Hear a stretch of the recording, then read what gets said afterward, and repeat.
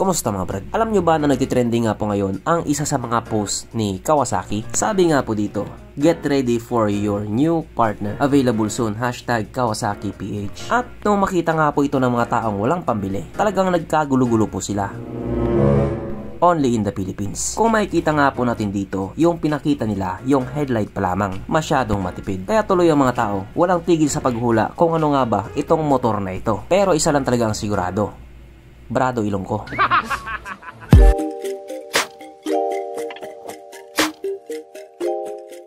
Pero syempre bago tayo magpatuloy, kung bago ka pa lamang napadpad dito sa aking walang kwentang channel, huwag ka na mag-subscribe. At pagpasensya nyo na rin kung medyo tunog robot na support ako.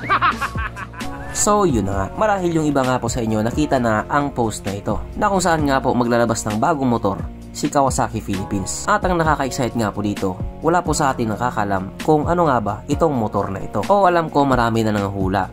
Siguro yung iba tama yung hula, yung iba naman mali yung hula. Pero magkakatotoo lang naman yung mga hula nyo kapag nilabas na yan dito. Pero kung pagbabasehan nga po natin yung karamihan sa hula ng mga tao, majority nga po sa kanila sinasabing automatic ito.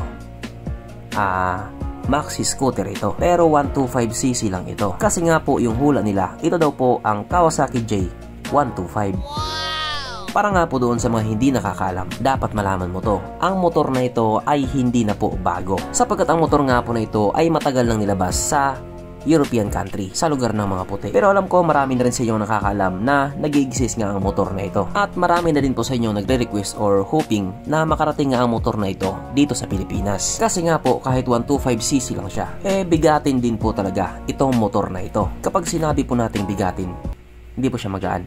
Hindi, joke lang. Ibig sabihin po, hindi po basta-basta yung specs at mga features niya. Kung sa tingin nyo malupit na yung Honda Click 125, mas malupit po itong Kawasaki J125. Okay. Kaya dahil dyan, pag-usapan na naman natin kung ano bang meron sa motor na ito at kung gaano nga ba talaga siya kaganda. So ito nga po ang malupit na Kawasaki J125 na mayroong 125 cubic centimeter engine displacement, 4-stroke single cylinder, single overhead cam with 4 valves, fuel injected, at syempre ito po ay naka-liquid cooled. Kaya hindi po siya panis sa Honda Click 125. Ang kanyang compression ratio 11.7:1. Pagdating naman po sa kanyang power, ito po ay merong 13 horsepower at 8,500 RPM, 10.9 Nm of torque at 7,750 RPM, na ayon nga po sa mga European na nag-top speed sa motor na ito po ay kahit tumakbo sa bilis ng 112 km/h. Pero kung sakali man na yan ilalabas talaga sa Pilipinas yan, panigurado aabot ng 120 kph yan. Aba syempre, ibang usapan na kapag Pinoy na nakasampa.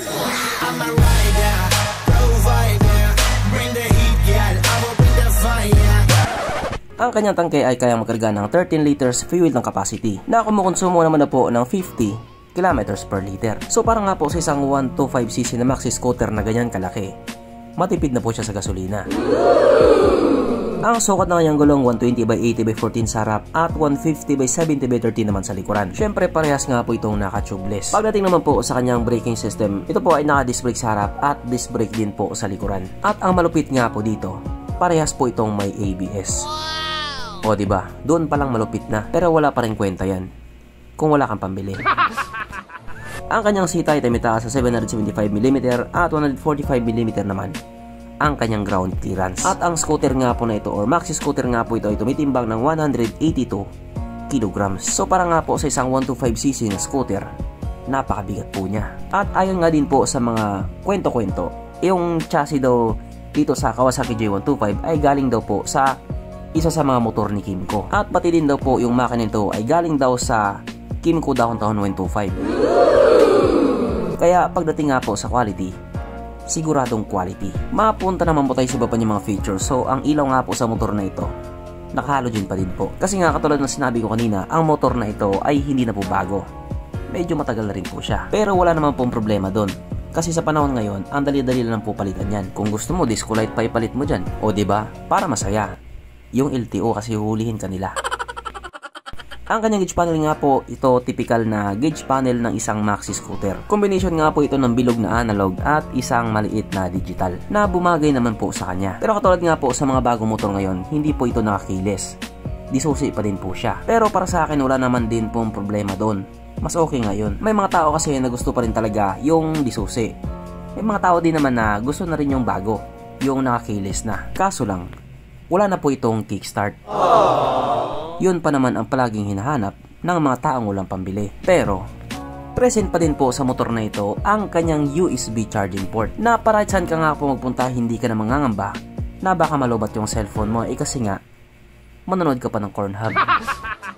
At dito, para ka na lang ding nanood ng Cornhub, sapagkat nandito na nga po tayo sa exciting na part, ang kanyang mga suspension. So sa harapang bahagi nga po ito ay ginamitan ng telescopic fork, at sa likuran naman ito po ay gumagamit ng dual shock absorber, na ayon nga po sa mga taong nakagamit sa motor na ito, maganda ang bounce.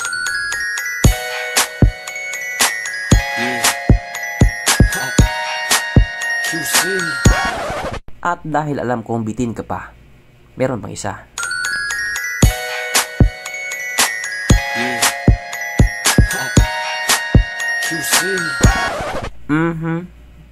Panigurado, wala na namang nalungkot. At dahil wala nga po nalungkot, alayin na po natin kung present nga ba sa motor na ito yung tatlong pinaka-importanting features. So, una na nga po dito ang kanyang lagayan ng istalyon. At good news mga brad, meron siyang ganun. Meron siyang lagayan ng istalyon. Pangalawa, meron din po siyang sabitan ng pulutan. At oras na nga po para sa ating Red Horse check, ang pinaka-importanting feature sa isang motor. At ayon nga po sa aking masusing pag-aanalisa, ang motor na ito ay kaya magkarga ng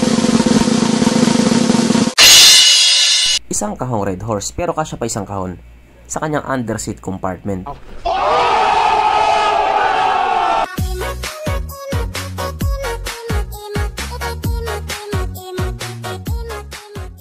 So therefore ang motor na ito, walang kaduda-duda, talagang highly recommended. Pero syempre ang isa nga po sa karamihang tanong ng mga tao, magkano? So kung pagbabasihan nga po natin yung presyo nandiyon sa ibang bansa, ito nga po ay nagkakalaga ng 4,249 pounds. Na kung i-convert nga po natin into Philippine peso, ito po ay papatak ng 310,000 pesos. Mga nganib pera ni mama pag nagkataon. Pero sa ngayon nga po, hindi pa po natin alam kung yan nga ba talaga ay Kawasaki J125. Kasi maaari din pong Kawasaki J300. Yes po, meron pong ganon, Kawasaki J300, na halos kamukha nga po niya, sa displacement lang nagkaiba. Pero ano to na pa man, may pambili ka man o wala, talagang nakakaiset din yung bagong motor na ilalabas nila. Kasi sa ngayon pa lang, marami na talagang nag-aabang. Pag sinabing abang, talagang abang lang. So hanggang dito na lang muna mga brad, kung may gusto kong sabihin or gustong idagdag doon sa mga sinabi ko, mag-comment ka na lamang sa baba. Okay, bye.